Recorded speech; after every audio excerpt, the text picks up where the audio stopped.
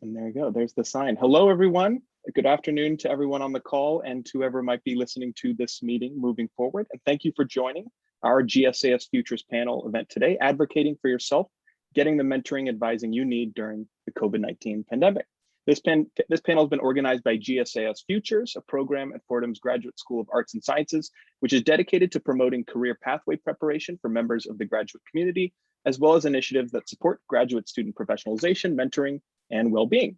My name's Chris Myers, and I'm a graduate student here myself at Fordham, as well as a GSAS Higher Education Leadership Fellow. My work with GSAS focuses on initiatives related to mentoring. And for exactly that reason, I'm delighted to be joined by a group of 4 panelists today who have generously agreed to offer their time and insight to talk about mentoring with members of the Fordham graduate community. Today's panelists are leaders and innovators in a variety of different industries, but they share in common, I think, at least three things. First, our panelists today are all GSAS alumni.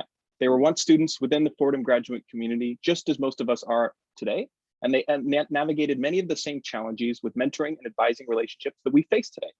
Now, of course, graduate students today face a very unique and unprecedented challenge, maintaining healthy relationships with their mentors and advisors during the COVID-19 pandemic. Since the university transitioned to remote operations, we've encountered profound difficulties in our ongoing coursework and research, difficulties ranging from practical challenges to emotional and psychological stress. This being said, I think it's fair to say these very significant and very unique difficulties raise a question that's universal to graduate study. What does a healthy mentoring relationship look like? Mentoring relationships are essential for success in graduate study insofar as they provide the kind of support and structure graduate students need to make progress.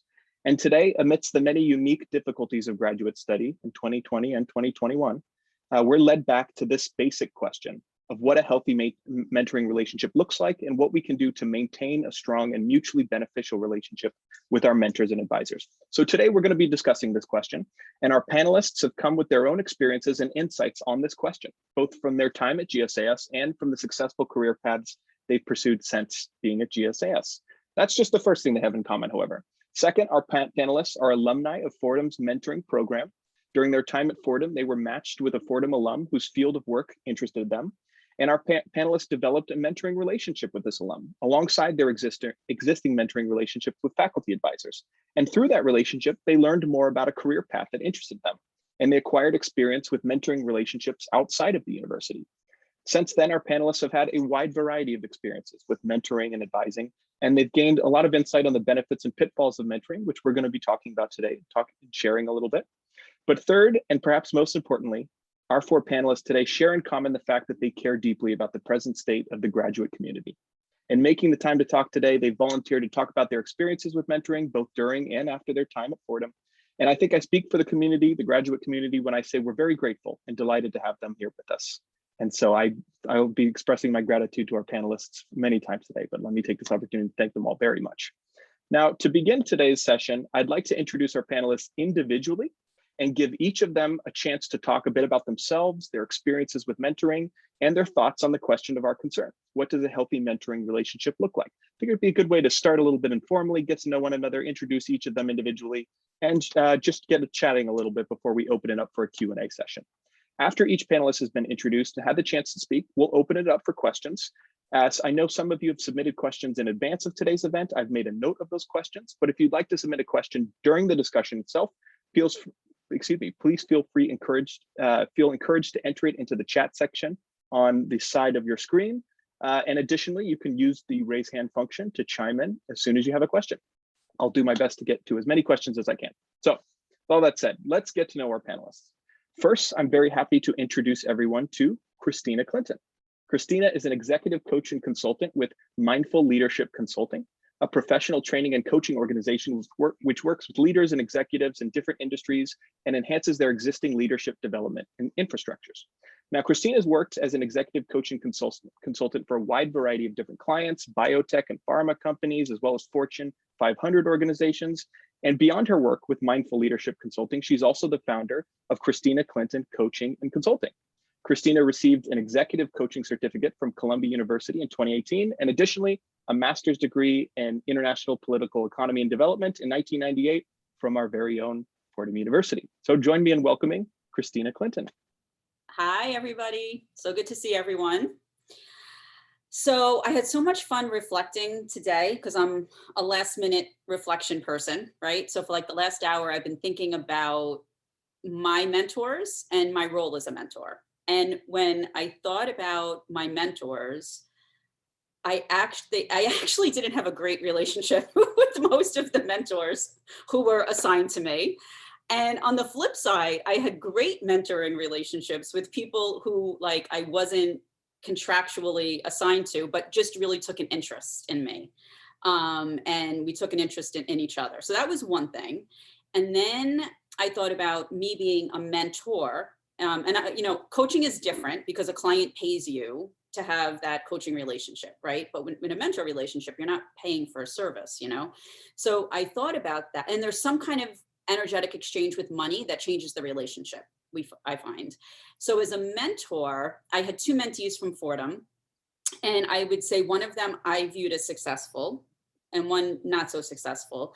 And if I think about the two individuals, one person was very engaged and active and took like a lot of responsibility and really reached out and was equally invested in the relationship, and the other one wasn't. So that's just like an interesting reflection for me. And as I was Googling, I found an NIH study. I don't know if you guys have seen this NIH study on mentoring. Have you seen it? It was super interesting because what it found, the results, the outcome is that most people are not effective mentors. And the reason for that is because they didn't have an effective mentor. And so if we're in like a moment of in a mentorship and it's not effective for us and it's not working for us, we have to be really careful as individuals, because if we're one day going to be a mentor, like how to shift that and find our own mentors, outside of the scope of the contract that can help you. So when I think about what successful mentoring, like what are the parameters of a successful mentorship relationship, it's definitely, I think, the interest of both people to really be engaged on a personal level. It's active listening on both sides, as well as active communicating. So one of the things I find in coaching that I think also is the same for the mentorship relationship is that we have a contract, right? Like even if it's not a formal contract, there's something that a mentor and a mentee are supposed to do. But then there are all of these unspoken assumptions and hopes that we have that I'm not sure we ever really clarify with the mentor and the mentee. So what is the unspoken, right? And then when the relationship doesn't go well, how do we react to it, right? And so I love this book, and then I'll wrap it up because I know we don't have much more time, right, Chris? You tell me. But I love this book called The 4 Agreements. Have you guys read The 4 Agreements? Okay, I want like everyone to go on Amazon and I invite you to get it because it changed my life. And 2 of the 4 agreements are don't take anything personally and don't make assumptions. And I think often when we're in positive mentor-mentee relationships and everything's going great, we don't reflect on it. But when things aren't going great, that's when the reflection comes. And that's where I think taking things personally and making assumptions, comes in. And then what I would say is, I'm sure we'll get into this in the Q&A, but to redirect the relationship, it's never too late in coaching or mentoring or anything to go back, and I use the word contracts because you really do have an energetic a contract with somebody, right? So renegotiate that contract. So those are my initial thoughts. Is that what you were looking for, Chris? Yeah, thank you so much, Christina. No, not looking for anything in particular. Okay. We're just glad to get the discussion going. I appreciate this metaphor of mentoring as a kind of contract that involves negotiation. I think it's really rich. Coaching. I mean, it's like everything else, even I don't mean contracts like in a cold way, but think about every friendship we have, every relationship we have. And if you have a mentor that's supposed to be guiding you at school, in your work, in your research, then you each have a contractual obligation. This isn't like a nice to have. This is like a must have part of getting your degree. So if we look at it from that perspective, that's a little bit different from like in corporate work, for example, my mentors were volunteers. It's not a contract. It's not like an obligation. There's no contract. And actually, those mentor relationships weren't great either, because I was expecting them, this was me now, I was expecting them to lead my career for me and to sort of help me with my career. And one day a CEO told me when I was in my late 20s, and he really annoyed me. He said, it's not my job to push you and make your career happen. That is your job. And if you're waiting for anybody to do that for you, you're not gonna go anywhere. That's basically what he told me. So it's interesting. So in the mentoring relationship, he did not view this as a personal thing. He was not there to make me feel good. He was there to push me to sort of accelerate, my professional capacity in kind of a bullish way. So. Yeah, thanks again, Christina, for getting the conversation going. I think that's an experience that particularly graduate students now can really relate to. This very individualizing, hey, everything's in your hands, and it's only if you kind of set the bar perfectly for me that I'm going to get involved, be given the wide variety of different obstacles that exist for graduate mentoring right now. I think that's a relatable experience. But I want to keep moving through the panel, so thank you very much, Christina. And it's now my pleasure to introduce everyone to John Gordon. John is an intelligence research specialist with the NYPD Intelligence Bureau, where he serves as the team leader for global trends and developments. John's team is responsible for providing timely, accurate, and actionable intelligence analysis for both the NYPD's Intelligence Bureau and Counterterrorism Bureau on a wide range of national security issues and terrorism-related threats. John received his master's degree in political science from Fordham University in 2014, and additionally, his bachelor's degree from Fordham Rose Hill in 2011. So we got him for both of the degrees, and that's a pleasure. So join me in welcoming John. Thanks very much, Chris. Thanks everyone for being here. I'm actually very honored to come back to GSAS. Some of my fondest memories as a grad student while part-time were in that program, and hope that some of the mentorship experiences I've had in my career, and also through other graduate work. I did a graduate degree at the Naval Postgraduate School with a terrific mentor that hopefully I can answer some questions about. I kind of want to take the idea of mentoring and the concept in a bit of a different direction. It's often thought of as a mentor and advisor as being the same thing, and they're vastly different in a lot of ways. For some of you now in your graduate studies, I imagine many of you are working on your final thesis, where you've reached out from time to time to a department advisor or a thesis advisor. Advisors, I like to think of as a very narrowly focused form of mentorship. You want someone who's going to be patient with you in terms of their time, understanding in terms of the needs and the requirements of the documents and the work that you're researching, and at the same time, someone who's going to be expected to provide support for a narrow particular task, in the case, writing a thesis, advancing in your coursework. In a lot of ways, it's similar to this thing we used to do in the long, long ago in the time before time called traveling before the apocalypse. When you go to a hotel and you're given the option of having a map to go to a destination or a tour guide, that's in many ways the difference between an advisor and a mentor. A map will show you where to go, and you can kind of make up your own directions in terms of getting there in the right way and hope that you get to your destination. A tour guide will give you a much more in-depth story of how to get on the right path. That may point out particular attractions on the way, ways that you may find in detours, different bits of insight to help build your experience. That's how you should be approaching the role of a mentor. So that sets your expectation. In my career, I found that the most helpful mentors that I've had have been those that offer a certain degree of independence. They allow me to self-initiate. They kind of lead the mentorship relationship to be in some ways driven by the mentee, but at the same time, they're always available with their time and with their patience to provide that support as much as possible. In terms of some aspects of the mentor-mentee relationship that I think are really helpful, especially if you're looking to go forward and make some decisions that are in the non-academic realm, either in the private or the public sector, you want to seek out mentors that have that similar path and similar experience. So don't necessarily limit your aperture to academic mentors. If there's someone through the alumni network that is in the specific field that you want to go into, that maybe works for the same agency that you're hoping to get on board with, you shouldn't feel a sense of shame in reaching out, and not hesitate to reach out to those individuals. A lot of the people in the Fordham alumni network in particular are eager to get re-engaged with the community. It's an untapped resource that I think a lot of people kind of let go by the wayside. And we have a number of different resources at Fordham, through career services, with some of the research institutes on campus that you should really take advantage of to the fullest extent that you can. You also don't have to be limited to one mentor or another. I think at different times I've simultaneously had 2 or 3 people that I've trusted in a mentor-mentee relationship. So that's one thing to bear in mind as you look to go forward, especially in the early moments after graduation, and frankly, in a very difficult economic environment as a result of COVID-19. And the last bucket I just wanted to close on are a quick way of thinking about aspects of a good mentor. I'm a fan of alliteration, so I'll go with the 3 T's. In this case, trust, time, and transparency. You want a mentor who you know is going to be trustworthy when it comes to the goals that you have in your career, that's going to be able to take honest feedback if you have an issue or a complaint or a problem that you're trying to address in your academic coursework.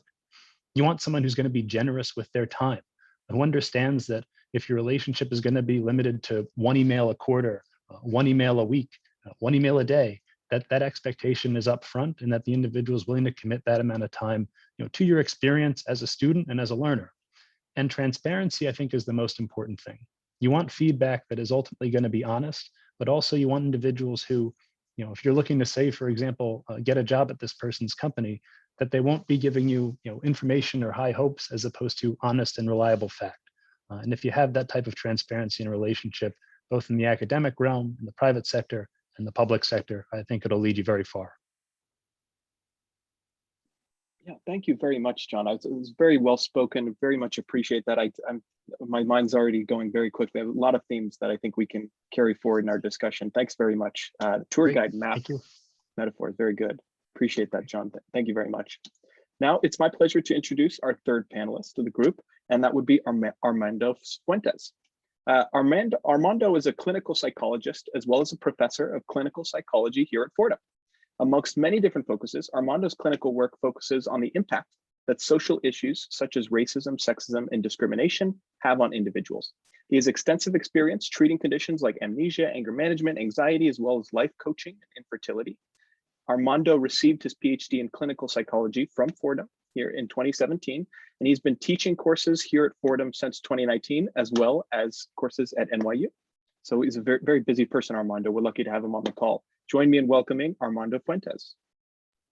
Hi, Chris. Thank you. And thank you all for having me. I'm actually really honored and flattered to be here, especially because mentoring is something I feel really, really strongly about. And that comes from just the wonderful relationship I had with my mentor at Fordham. And it's kind of one of those things where I'd had a mentor before then, at my research job before coming into Fordham. And what I thought mentorship was supposed to look like turned out to be toxic. And then I come on board to Fordham and I learned to appreciate what a good mentorship relationship is. And,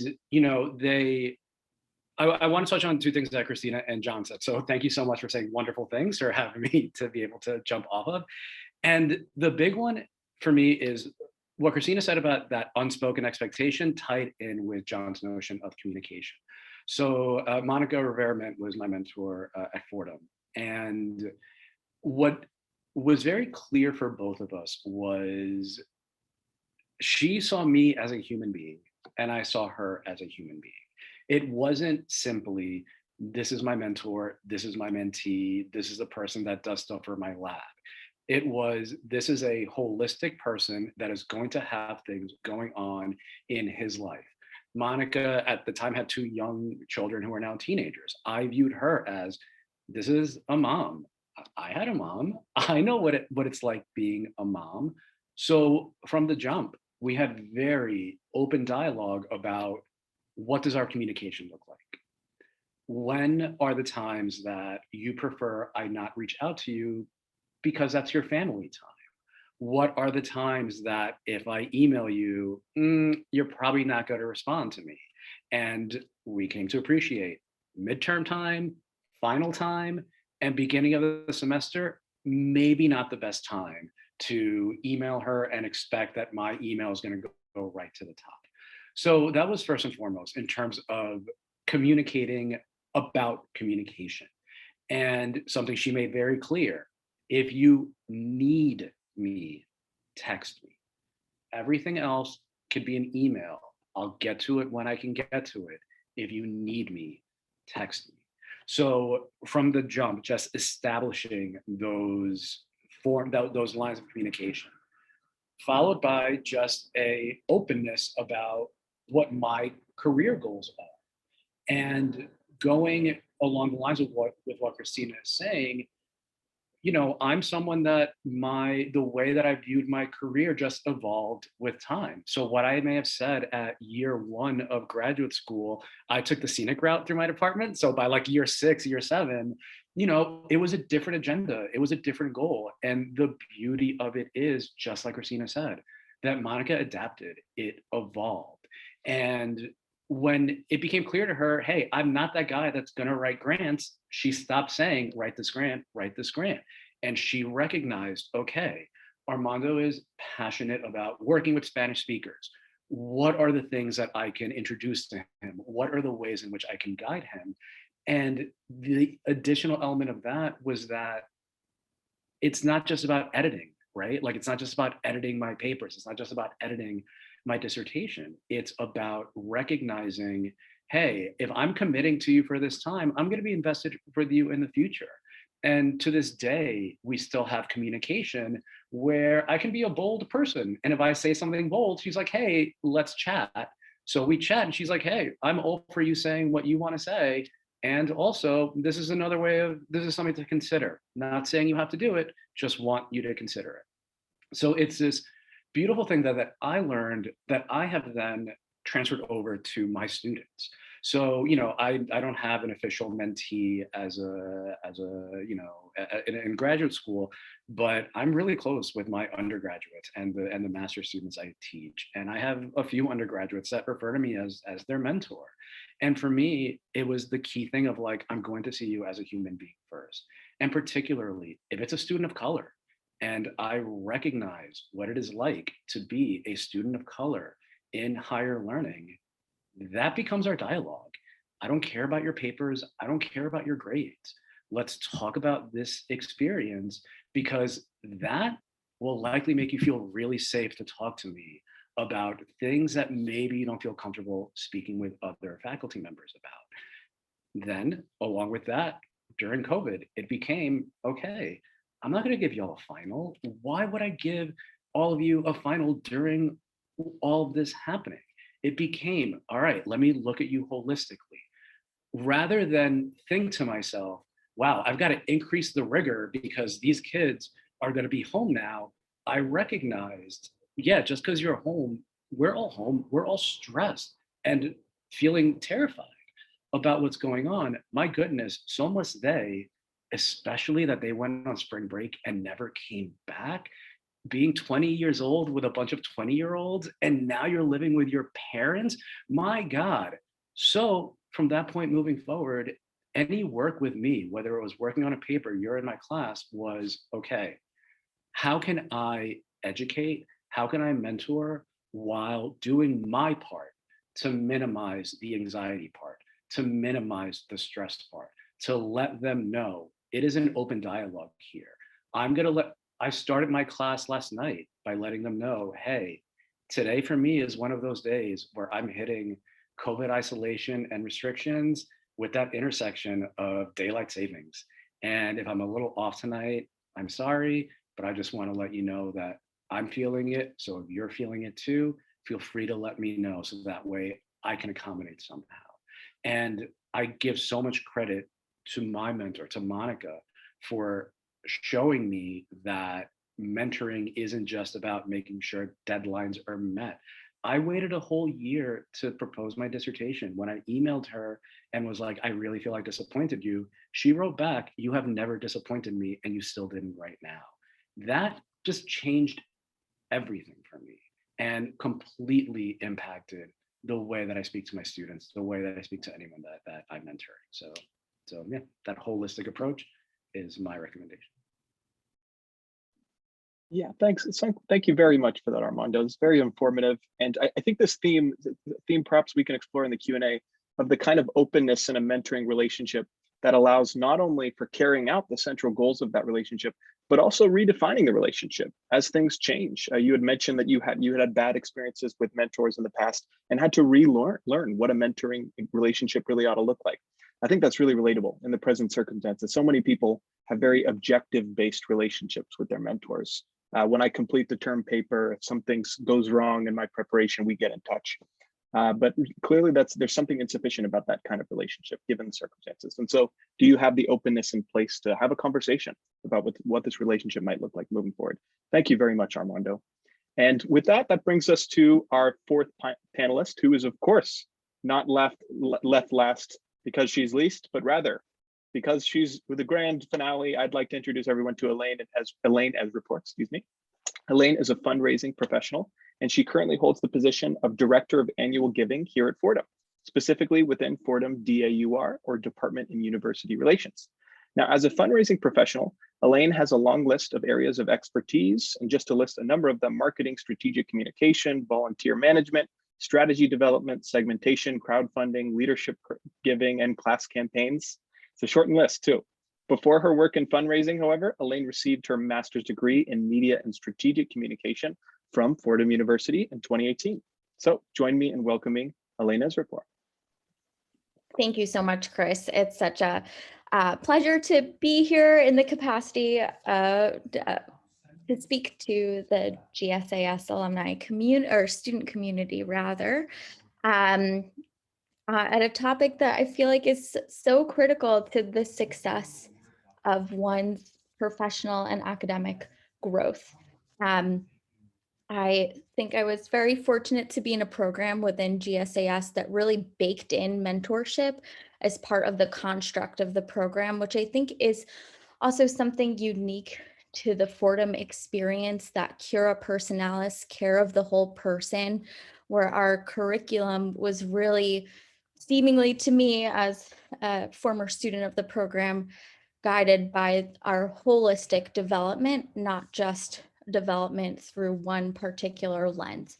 And I hope that for current students enrolled within GSAS, that's something that you see within your experience as a student.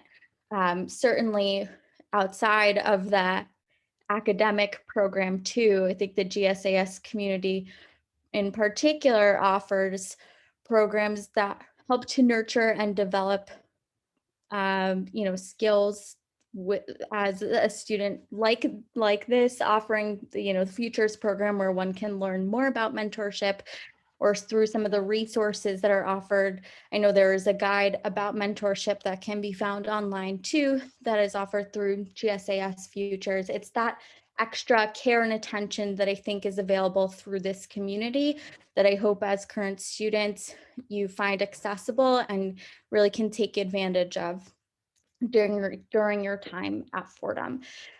As I mentioned, I felt very fortunate to have great mentors while I was a student within the GSAS community. But I also feel, as much as you look up to a mentor and you're holding on the rungs of the ladder that are above you, it's also really important to be pulling people up behind you. So while I was a student, I also found it was important for me to mentor undergraduate students. It really helped me to understand and appreciate what I was looking up towards for mentors that were pulling me up, to be able to do the same for people who are following in my footsteps. And I could be a better mentee to my mentors and be a better mentor to my mentees by understanding, and having active relationships on both ends. And I know we're in this kind of weird time of things still being virtual, and that may pose challenges in mentorship opportunities right now. But on the whole, I think there are some key, kind of core elements to mentor-mentee relationships that transcend the in-person or virtual connections.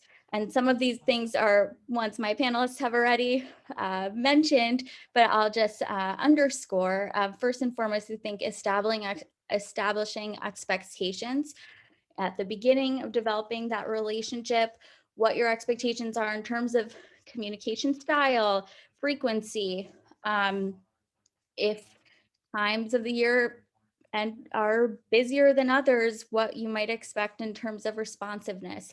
Being on the same page in terms of those expectations will just really help you and your mentor to develop trust.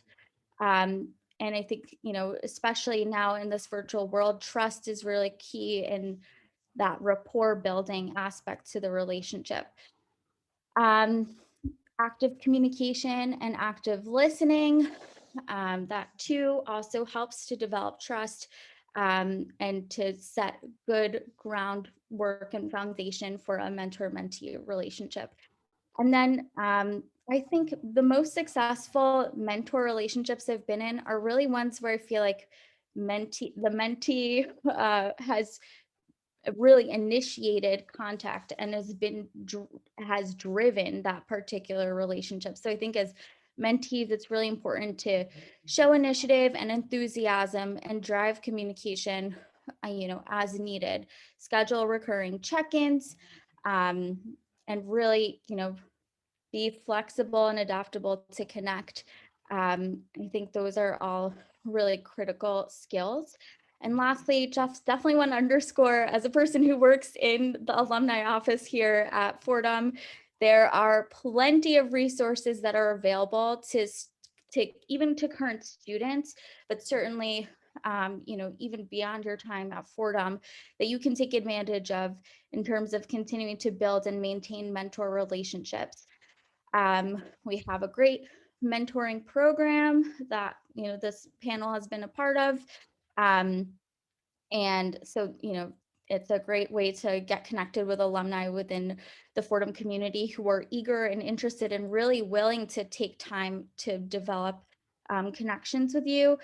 But then we also think about things like LinkedIn, which is a great tool to identify and develop new mentor relationships. And in this virtual world, a tool like LinkedIn really provides more flexibility to connect with people that might not be right on campus alongside with you. So think about, some of the opportunities that come alongside this more virtual world that may allow for either, more deepening of mentor relationships or identifying new mentors that in the past you might have not been able to connect with. Yeah, thank you so much, Elaine. I really appreciate your words on that, tying a number of important themes together there.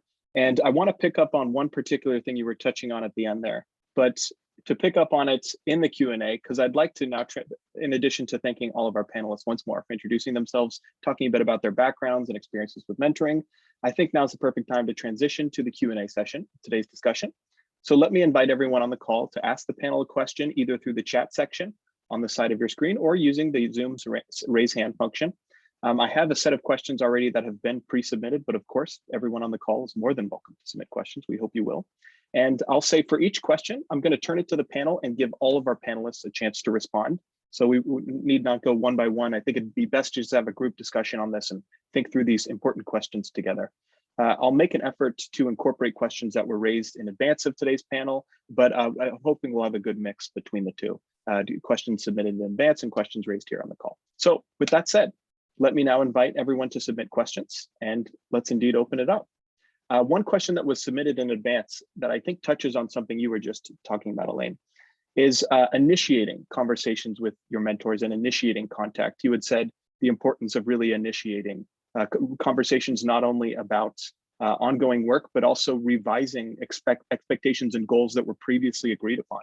And I think this is a good question maybe to start with, because it ties to our headline title of today's panel, advocating for yourself and thinking of mentoring as taking a positive step forward for the sake of your work and your progress and wanting to seek out mentoring that really serves what you're looking for. And so my question for the panel is, what strategies, possible adjustments do you think if you had been a graduate student here in 2020, 2021, you think would have been particularly important and resourceful for advocating for yourself, doing what's necessary to adjust to the circumstances and seek out the mentoring that you need? What comes to mind as strategies that would be really important to deal with what happens when those pre-existing goals and established expectations are suddenly up in the air, suspended? I think a really important one is to kind of be real with yourself, right? And like recognize, okay, given the circumstances, if you are, many graduate students may have families, many graduate students may have to really worry about their finances in the midst of this pandemic, right? It becomes, okay, can I still make these commitments that I have to make, these deadlines that I need to meet? So it's knowing that in yourself first.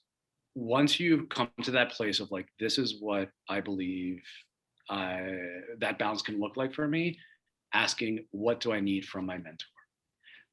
When you get to that place, send that email and come in prepared with your own outline.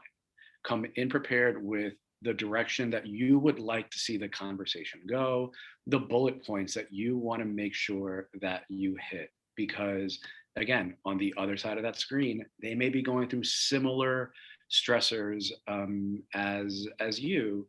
So you just want to make sure that everything is clear and concise, that from that first meeting you have, so that moving forward, at the very least, your expectations for what your new goals, this new pandemic life is going to look like for you, that is clearly expressed from the start.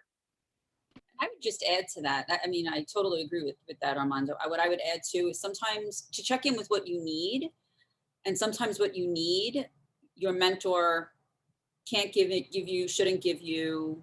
It's not the right person, right? So, for example, I do a lot of work in corporate right now, and everyone is really struggling with the pandemic in corporate life. And often, what we need is, to vent with somebody, for somebody just to tell us they understand, but I know, for example, my boss, that's not my boss's job, even though she does do that. So I think about what do I need that maybe is out of that scope of the mentor relationship. And sometimes there are things, right? And that's where maybe different mentors, or, of course I'm a coach, I'm big into coaching, or just finding other graduate students who you could commiserate with and talk to. So a lot of self-awareness, what you're going through and what you really need, I think would be a great first step. I'm going to go a bit kind of ahead of and before the actual contact where you're giving out your outline of what you're looking for in a mentor relationship.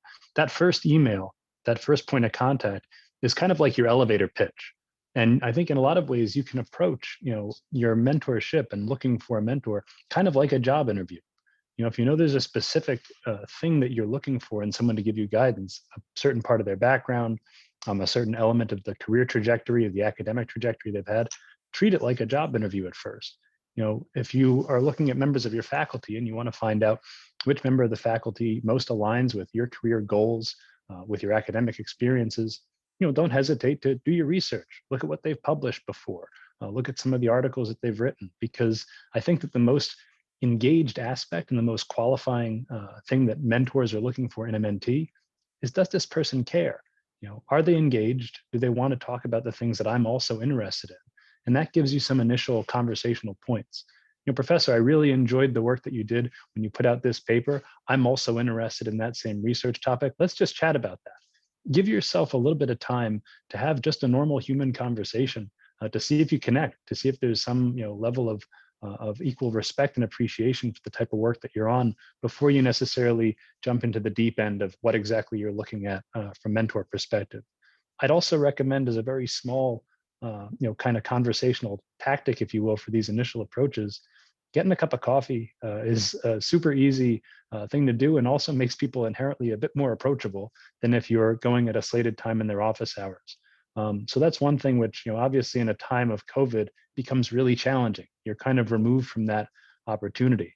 But trying to create that dynamic in a virtual environment makes a lot of sense. Hey, I'd like to have a cup of coffee this morning over Zoom and talk about, what I'm looking for in a mentorship program and talk about a topic you've researched. To give an anecdotal example, I was working on in graduate school research on a number of different geopolitical events in West Africa. And I looked for a mentor who had some type of field research background in that region. And our first conversation was talking about what it was like to, live in this area for 15 years. That was before any conversation about, will you be my mentor? Will you help me with my thesis? So these small little bits of showing interest and demonstrating a genuine interest in the person before the mentorship itself can be really helpful. To those points, I think it's also valuable to have time with your mentor or mentee where you're just not talking about things pertaining to your work, where you really just have time to get to talk to each other human to human.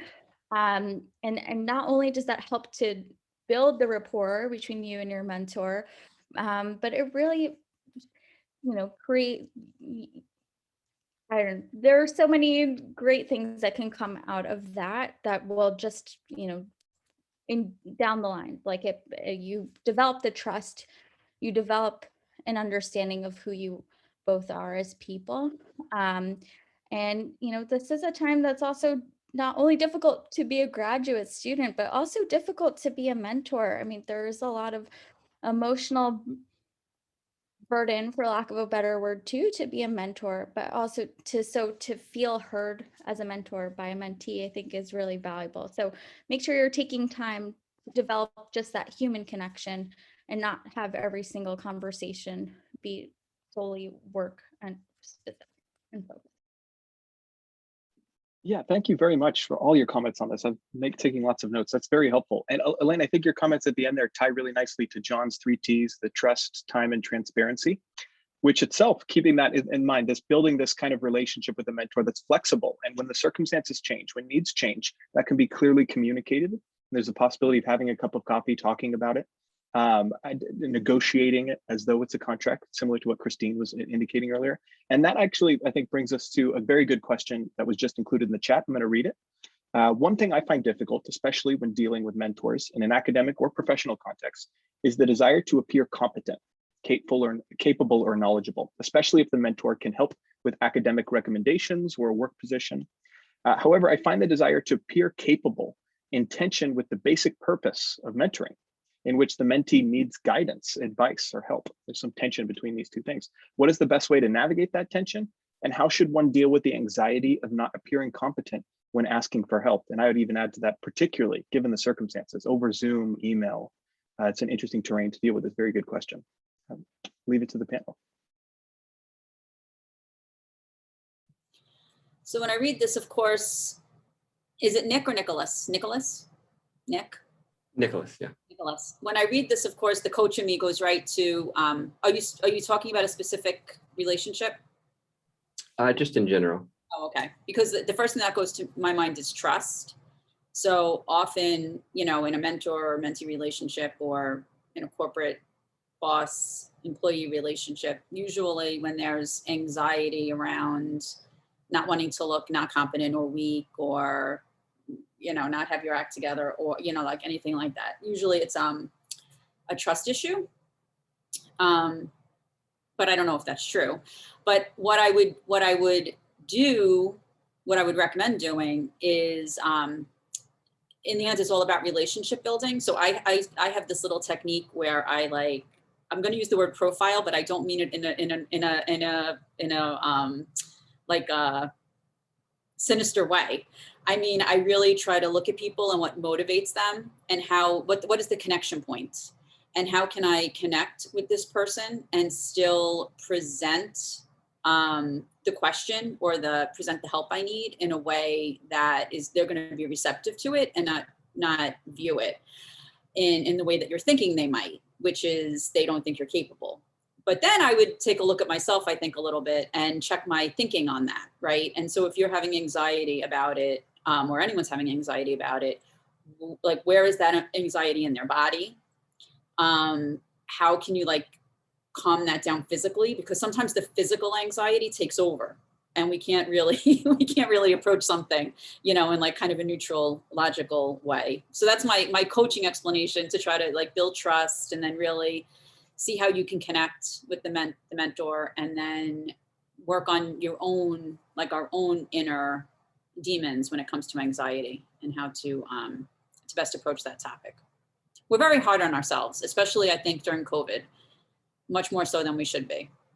Chances are, I think people are genuinely want to be helpful. And this NIH study actually said statistically that the #1 success factor of the mentor-mentee relationship was satisfaction for both people through personal interaction and personal relationships. So if you can build that trust, I think anything else is possible. Yes, I can send you the link to this NIH study because I love it. I read through it. let me put it in the chat. Does that help at all, Nicholas? I don't know. Thank you. And another, you know, and that's awesome, Christina. And I really like, I like so many things you said. And I think that the anxiety part is like such a real part of it. And the part of being hard on ourselves, right? Like we didn't decide to get all these letters after our names because we don't have expectations of ourselves and what we're capable of and kind of all that, right? Like, I mean, we are straight A's because we are type A's.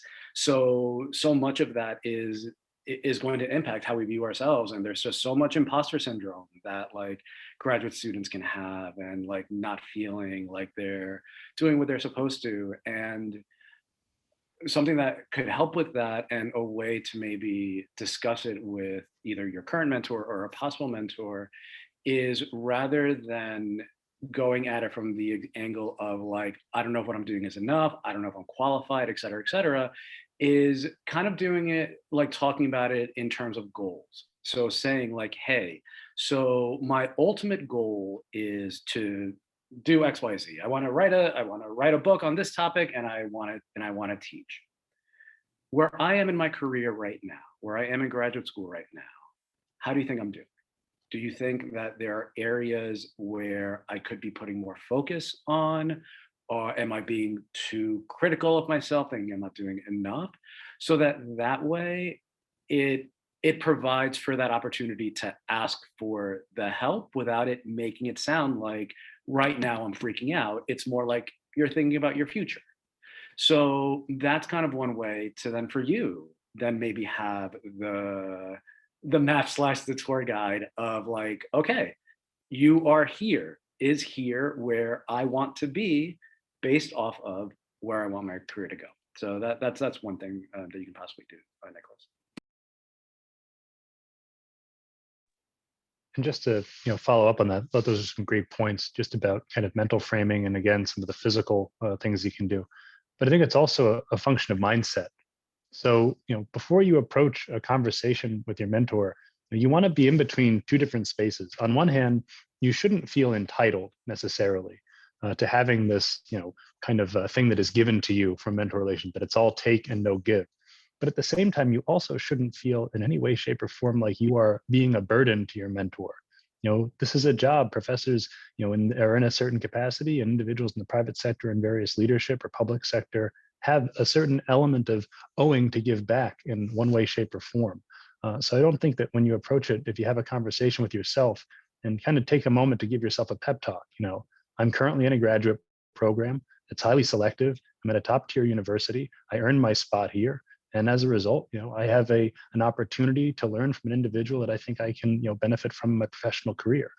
Giving yourself that little gut check before you have a conversation, I think is good from the perspective of giving yourself a bit of extra confidence. And beyond that too, any good mentor will be infinitely more happy if you come with a direct problem. If you say you're having an issue, even if it's something that you think is simple or fairly benign, as opposed to having 3 weeks of silence and there being no forward motion in the mentor-mentee relationship at all. I've been providing mentorship for some undergraduates for several years now. I remember one who had a resume issue that was not being addressed, and she wasn't feeling particularly confident in this resume. And it took up to a month before the person submitted the resume to me and said, hey, would you mind taking a look at it? sometimes that simple ask doesn't take much at all, and the mentor is more than willing to help out. It's a quick fix. It's putting a simple solution on a not so complex problem. It's just a matter of taking the initiative, kind of jumping into the water and assuming that you're going to hopefully get a positive outcome. Anxiety about this type of stuff will never go away. And the good thing about it is I've always maintained that if someone is not nervous before they're having an important conversation, if they're not nervous before they give a briefing, in my case, before they give a presentation, it's a good indicator that they don't really care. So trust your gut, trust those nerves, and any type of butterflies you get before a significant conversation normally means you're going to be more dialed in when you have to give it. Hope that helps.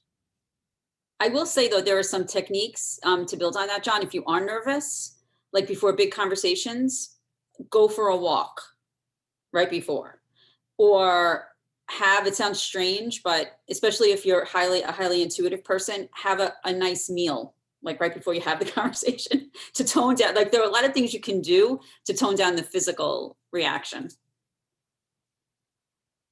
That might be helpful.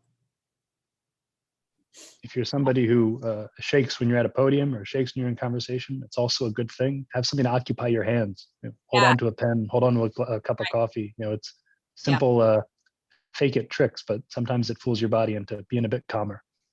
And I heard from a former actor that the number one thing you have to do is make sure your knees aren't locked. Make sure your knee, if you're like you're gonna, even if you're talking to somebody on the phone, make sure you unlock your knees, because if you're nervous like that and you lock your knees, you have a very high chance of fainting. So ever since you told me that, I make sure when I'm nervous to have relaxed legs. I can confirm that has happened to me. Really? Yeah, science fair when I was in high school. Oh my goodness. This is a very important tip that we all need to know.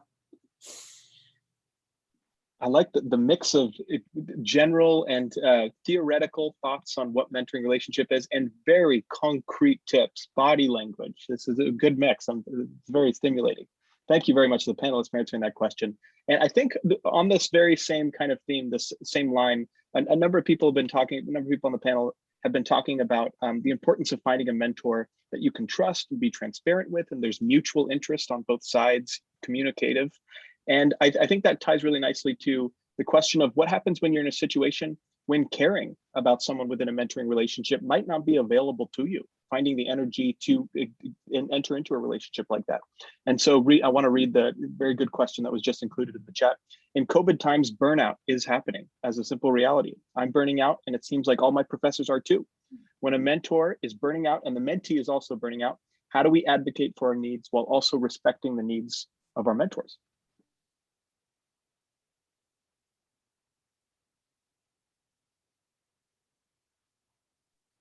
I think it's really important when you're at moments of plateau to find some type of trigger, some type of catalyst that gives you a little shot of either academic or career adrenaline. So one thing that I found particularly useful in a time of COVID, which is probably the novel that we're all going to be writing after this is done, is finding the abundance of virtual events if you're a mentor. That individuals can join. Make a plan to attend a virtual talk that's taking place, and you'll both be in the audience. You'll have a conversation, shortly thereafter. It provides an action item. It lets you say, all right, as a mentor-mentee, we're committing to do this, or I'm being assigned the opportunity to do this. And afterwards, we'll have a 20-minute conversation and see where it goes from there. I'm going to give a very narrow example of this, but Fordham's Center on National Security, for those on the line, if there's anyone who's interested in going into public service from the government side of things, has been phenomenal at pivoting to virtual events. Almost their entire curriculum has been undisturbed in the sense they now just have Zoom talks with members in the field, individuals who are giving great academic presentations. GSAS has done several of these on their own accord, and the university as a whole does countless amounts of these. Private think tanks, research institutes, everyone is kind of getting in this space and trying to make themselves relevant as much as possible with virtual events. So there's no shortage of interesting talks that you may be able to participate in. That's one thing that you can suggest to your mentor. Ideally, your mentor will suggest it to you. And as a talking point, it kind of gets you to a place where you have a shared interest, you have a shared experience, and that can propel your discussion, your relationships forward. It's a small thing. And again, it's more of a more of a tactic than a strategy when it comes to handling a mentor relationship, but I think it can be helpful. Great question. I would say that burnout is a real thing. Burnout's a real thing, and it's a real thing for two people to be burnt out at the same time during COVID. I've seen teams, the whole team's burnt out. And I think in that situation, what comes to mind is prioritizing what you really need from that person in that moment, what can wait, what really has to, like, what are the 1 to 2 things, connecting and being like, hey, I know that there's a lot happening for you, like that relationship. I know there's a lot happening for you, can we, talk about the timelines, or, sort of approach the subject like more in a collaborative, compassionate way. And I think most important is an adult relationship way. We should say what we need and what we're expecting the contract should be, and assume that our mentor is an adult and we're an adult, and we can act like adults, and tell us what's possible and what's not. Once we get into that parent child, or I'm assuming what's going on for my mentor or mentee, that's kind of when it gets, I think, unhealthy. And the unhealthy aspect is staying in that adult honest lane, and prioritizing. That's what comes to mind for me. And kind of, go ahead, Elaine. Thanks. I think just very quickly, in a very simple physical way, it's like becoming spring. And Chris mentioned at the top of this call that in-person courses will be resuming this fall semester. So I think in a just very simple physical way, if that relationship has been predominantly virtual over the course of the past year, maybe there are opportunities in the near future to just have some sort of connection in person as opposed to being virtual, if possible. That might simply help with, that burnout, or that the feelings, the burdensome feelings that both a mentee and a mentor might be feeling. So, if there's opportunity to gather in person safely, then maybe that would be good for burnout. Yeah, and I kind of want to just go off of something that Christina said about the adult thing. Jessica, if you know that for you there is a certain deadline, or there's a certain date by which you have to submit a proposal or data or something like that,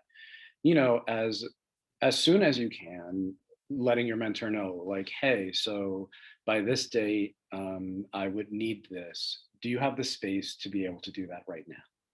And just kind of going both with that, like, hey, so I do have something that needs to be done, and I want to acknowledge space. I want to acknowledge burning out. I want to acknowledge this. So kind of adding that adult to adult, that human to human element, so that at the very least the mentor has that sense of like, okay, I know I need to get it done by this date.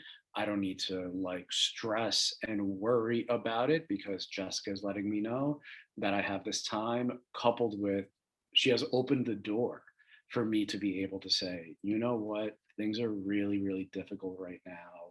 How can we maybe make an adjustment to something? And the thing is that that's the mentor's 50%, right? Like, it's not all on you to be the adult in the situation. The mentor also has to be the adult that acknowledges their burnout, that acknowledges that they may not have the space for something, because otherwise, and yeah, you're just screaming into an empty room, and that's really frustrating. But possibly allowing for that space and creating it by acknowledging what they may be feeling can give you a better idea of what to possibly expect. Yeah, thanks very much for this, panelists. I'm actually reminded on this particular subject, a number of our panelists have talked about the importance of expanding our concept of mentorship, seeking out mentors that aren't just within the body of academia, and particularly your department. And I wonder if this ties in a certain way as well. Since I'm wearing 2 hats at the moment, I'm also a graduate student suffering from many of these same challenges. I find that there's a certain kind of clarity when there's a little bit of non-response, someone's too busy to give you the kind of concern that you're looking for, there's clarity in that, and then it becomes clear the kind of support you need at that moment. And I think that's an opportunity, it's a welcome to seek out other mentors, expanding your concept of mentorship, advocating for yourself in such a way that it's not your relationship with your mentors the end all be all, but you're seeking out resources. You seek out mentoring relationships as a kind of contract, something that helps you reach the goals and tasks that you're interested in carrying out. But anyways, that just came to mind as tying in rather nicely to this point. I also want to hit another question that's been raised in the chat. And I think it's related. I guess all of these are related. For those who mentor, in addition to building trust and a relationship with trust, do you consider building self-confidence in the mentee, a critical skill of mentoring? I mean, I do for sure. I mean, I'm a psychologist, so maybe that's where that's coming from. But if I put myself in the shoes of when I was a really early career person, and I mean, A, you're younger, so your self-esteem is just going to naturally be lower. But B, you're trying so hard to impress everyone, and everyone is so accomplished, and everyone is this, and everyone is that, that really messes with your self-confidence, meaning you'll do anything. You will work too hard for too little money or for free. You will accept whatever role is being given to you. You won't challenge racism, sexism, homophobia, transphobia. You won't challenge any of that. And when I reflect back on that, I wish that I would have had the mentor I eventually had at Fordham that instilled me with the self-confidence to be who I am in the field, to be who I am professionally, because once that happened, I knew what situations to walk away from. I knew what people to walk away from. And while there may have, I mean, I'll be real, I walked away from a grant that I wrote because it ended up being in a toxic environment. And it was the self-confidence that had been instilled in me by my mentor that allowed me to say, like, yeah, this is really scary and I don't know how I'm going to be funded next, but I have the self-confidence to know I deserve better than this. And if I can keep any other early to mid 20-year-old person wanting to go into this field to keep from some of the abuses that professors and mentors can put on you, I'm going to do that. So, you know, I appreciate that not everyone is going to have that approach to mentoring, but for me, it begins with like I would rather focus on self-confidence and building you up and elevating you in this field before I care about whether you're writing an APA style or whether you're meeting a deadline.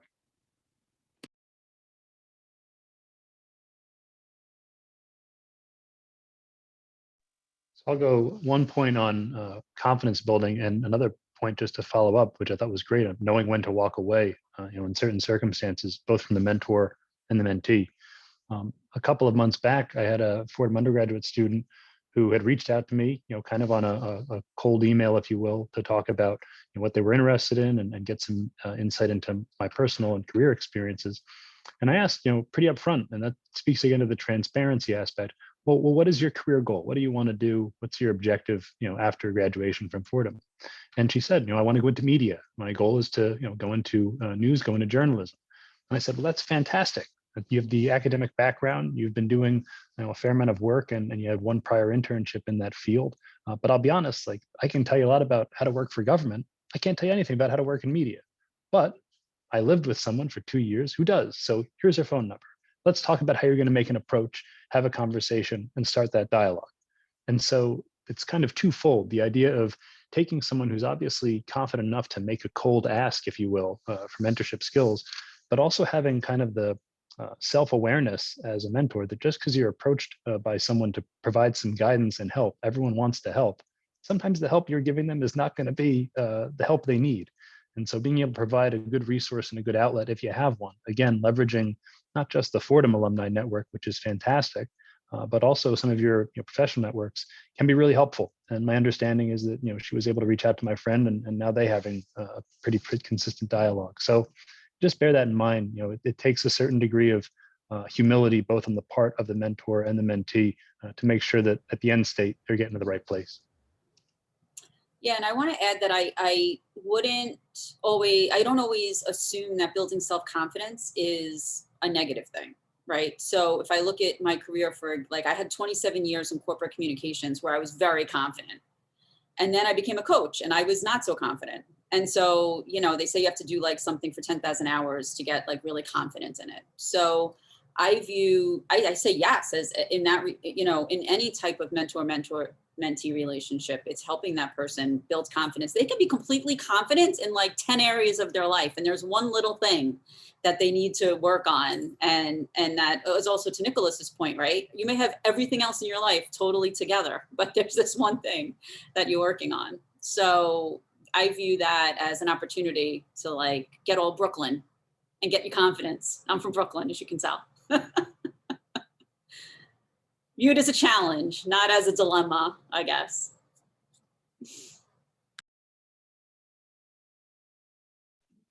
This related to this, I have to stop using the word related. They're all related. These are questions about mentoring, the advantages and disadvantages of mentoring. I'll stop using the word related. We had a number of questions submitted in advance of today's panel concerning broaching subjects that you normally haven't broached with a mentor before. And I think I was kind of getting the tone from these, the questions that were submitted, that you might have a relationship with your mentor, and which is, again, very task objective focused. We talk about specific things, reaching specific goals, and suddenly you're in a situation in which your personal life is just something that can't be passed over in these conversations. That could be stress that you're dealing with, trauma that you're dealing with. I'm thinking of graduate students that have families that they're having to care for, spend a lot of time towards caring for at home, and they're having to balance that with graduate demands. And that becomes something that you have to broach with your mentor. Additionally, there were a couple questions along the lines of how do I bring up concerns about funding financial support with my mentor, with my advisor? And additionally, how do I raise questions, find new opportunities for research, new places I can look for furthering my research. I think I'm seeing a similarity between all three of these questions in kind of broaching these subject matters that we're not used to talking about. It's not part of our relationship. How would you recommend, panelists, how would you recommend introducing that into the discussion matter of the relationship, broaching something that you're not used to talking about, including personal life, particularly? Well, I mean, it affects your work, like, period. Like if you now suddenly have to become the at-home educator and you have to take on all these other responsibilities, and if you have a grandparent or a parent that you're worried about with COVID, I mean, there are people that can escape into their work. And if you recognize that you are not that person, that you are someone that it all just overwhelms you when you sit down, then sure, technically it's talking about a new subject. But if I was a professional basketball player and I broke my leg, I would tell my coach, even if he wasn't a doctor, because it's going to impact the job that I have. So, kind of along those lines, like, and it could be uncomfortable. I don't want to invalidate the discomfort that can come with potentially revealing something, but if it's impacting the work, then it's completely, Chris, your favorite word, related. It's related to all of the stuff that you have been speaking to your mentor about anyway. So I think that maybe that's one way of reframing it. I think you're totally right, Armando. And actually, like, the playing field has been leveled. There's not one person on this planet who's not experiencing COVID. So if there's any time when we should be able to have that conversation, it's like at this moment. And I think it's a combination of courage, finding the courage and confidence within yourself, and being very clear on what the ask is and how you're going to communicate it. Like, sometimes it's just scary to actually say the words and figure out how we're going to say it. And that's actually where someone other than a mentor can help, to help you formulate that, that script, that 30-second pitch. I find that if you have the first 30 seconds set and you have that outlined and you practice it and you know the tone you want to have, it takes care of itself. So that would be, and then to find courage, You know, when I was in college, I was having a hard time, and one of my friends turned to me and she said, "Don't you forget that you're Christina Clinton." And I was like, she's like, "Don't you ever forget that." And this is what I tell my coaching clients all the time, and my nieces and my nephews. Don't you forget who you are. And you just kind of have to find that superhero courage within us to have this conversation. And like I said, I don't know a person on this planet who's not dealing with this. And if your mentor doesn't react well to that, well, then that is not on you. That is on them. And then you text me or call me, and I will help you. I will help you get through that. And maybe that's not the right mentor for you too, building on that. I mean, if you're getting a response that isn't human in these times from a mentor, then that is a relationship that you might need to reevaluate and reconsider, and know that you might need to step away. But hopefully, to this like point of trust that we've talked about already during this panel, to this point of trust, hopefully, throughout the relationship with a mentor, your mentor, you've formulated some sort of trust that makes you feel comfortable and confident enough to be open and honest and vulnerable if needed. And if you don't feel comfortable, then that is an indication to reevaluate something in that dynamic and relationship. I think kind of revisiting the theme of, as a mentor, knowing when to step back, and as a mentee, knowing when to step back. A good rule of thumb, I think, is to diversify your portfolio of professional and emotional support. Your mentor may be great at giving you professional advice, but they're also not going to be all things to all people. The person who can give you some good guidance about how to get a foothold in a certain industry, how to break into a particular career or field, may not be the person you want to have relatable financial life discussions with. They might not be able to be the person who can give you some guidance on an emotional family issue that you're dealing with, or especially in this time of COVID, some very legitimate, I think, feelings of isolation, separation, social anxiety, the whole 9 yards. So being sensitive to that and being aware of it in your relationship with your mentor, I think, is really important. Sometimes you can do kind of a preliminary check in a discussion. If it makes a U-turn from having a conversation about an upcoming professional event to saying, "Hey, I've got some pretty rough stuff going on in my life right now. Can I share it with you?" And give your mentor the opportunity to say, "Okay, I want to take on that burden. I want to potentially put myself in a situation where I'm giving you pretty consequential life advice. Or, you know what? I know that's an important thing that you're dealing with right now, but unfortunately, I don't feel equipped to help you get through that." Because again, it's speaking to the fact that you don't necessarily want the wrong advice, or advice put through a different lens or a different perspective that's not unique or sensitive to your own. Anecdotally, I've dealt with this with students who are applying to law school. A student who is applying to law school now, I'm not in a position to tell them whether or not they should freely take on $250,000 of debt to go to law school in a challenging work environment. So my advice and my calibration might be, if you feel like you're financially sound, and if you take stock of the important financial decision associated with this, then that's a consideration you can make. But also, here's a list of 7 or 8 different really good part-time law school programs that might make more financial sense. It's a caveated piece of advice that I think is an important element of any type of guidance you give. Yeah, thanks very much again to the panelists for discussion on this. I really appreciate this emphasis, number one, on being mindful of what you can expect from this particular mentor. I think that ties nicely back to this question of thinking of mentoring as a kind of communal effort, that you have multiple mentors that you seek out for different things in the spirit of advocating for oneself, particularly. I also, looking over my notes here real quick, and also remaining mindful of time as well. I think it might be useful to raise the question, because I want to be particular. Actually, you know what? Let me go back on this particular question of finding the courage. Christina was talking about finding the courage to broach some of these subjects, and to say, having the courage to say, "I'm Christina Clinton. That's exactly why I'm going to bring it up. This is important. This is something I want to pursue." I think it's worth noting that there's a lot of discussion happening in the US and around the world right now about the challenges of mentoring. And it's a kind of unique thing. Mentoring can be very isolating. You're thinking about your relationship with this particular mentor.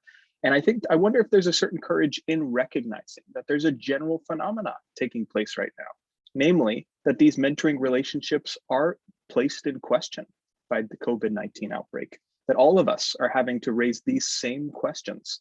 And much of the motivation for having this panel is exchanging experiences. We're talking across disciplinary lines right now and with different mentoring experiences. But there's something to be said for just having the conversation and realizing the common themes that are coming up. And as isolating as mentoring relationships could be, there's a real common phenomenon, general phenomena taking place. So I'd actually, being mindful of time here, my question was going to be exactly that. What have you seen in your everyday dealings, in the professional networks that you're involved in right now, that give you the indication? What have you seen, number one, that points in the direction of these challenges of mentoring? And also, what have you seen as an effective strategy for advocating for yourself? And that can be as a graduate student pursuing a degree, but that can also be working in any kind of field, seeking to further one's own well-being. What can one do to self-advocate in these conditions with this general phenomena taking place? So what I've seen on the corporate side, it's been interesting. And on LinkedIn, I know we talked about LinkedIn earlier. The whole communication and language in the corporate world around COVID has changed, and there are companies and people who have moved along, especially in the US, with social justice issues, like all kinds of things that have happened in the last year, and who talk openly about burnout and who are really helping their employees. They're listening. And you can make the same analogy, like with the mentor-mentee relationship, right? There's an open communication, they're listening. And then you have companies that just are not. And they want to go back to the way it was 18 months ago. That's never going to happen. And when I think of like the mentee-mentor relationship, universities and Fordham, whoever we're talking about, if they are not moving along and really helping this process on both sides, or on all sides, I should say, that's a miss. That's a big miss from my perspective. And also, what I've been telling all the young people in my life and all of my colleagues and myself and my coaching clients is, one day COVID will be over. And what is the story you're going to tell about how you got through it, who you helped, who helped you?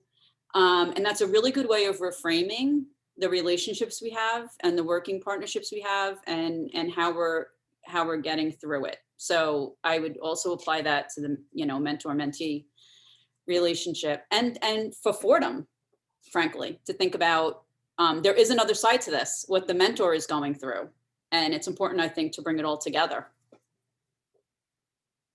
I can speak to something that a couple of things I've seen, one at Fordham and one kind of in more like a business type world. So at Fordham, during the pandemic, a few undergraduates that I taught started a club. They started like a cross-cultural club at Fordham, and everything they had to do was through this, so all the meetings, everything. And I saw the difficulty of it being coordinating schedules, right? Because again, it's very different when everyone is in the same place and everyone has a class schedule and kind of all that, versus now everyone is separate and everyone has separate, maybe their own separate schedules, maybe family stuff going on. So kind of seeing that, but what I saw more than anything was the relentlessness. Like, these students were relentless in getting the club started. And whether it was reaching out to the student government to get the Constitution done, whether it was reaching out to me, because I was the faculty advisor, to be like, hey, would you mind looking over this? And if I didn't get back to them within a day, sending me again, like, hey, would you mind looking over this, while also being like, we know we're really busy, we just have this deadline. So just kind of like that relentlessness, I found was really, really helpful for them. On the business end, my partner at her job, it's a small place, but they did something called users guides. And basically it was like, here is my user guide. This is what communication looks like for me. This is how I best like to communicate. If I trust you, this is what you will see. If I have lost trust in you, this is what you will see. What is it like when I'm in a bad place? What is it like when I don't have the space to maybe give you what you need professionally? And just kind of like the way that has worked for them to be able to adapt to each other, for them to be able to speak to each other's strengths while not taking things personally if someone didn't reply to an email or something like that, I've seen be really, really effective. So I know that that's one thing.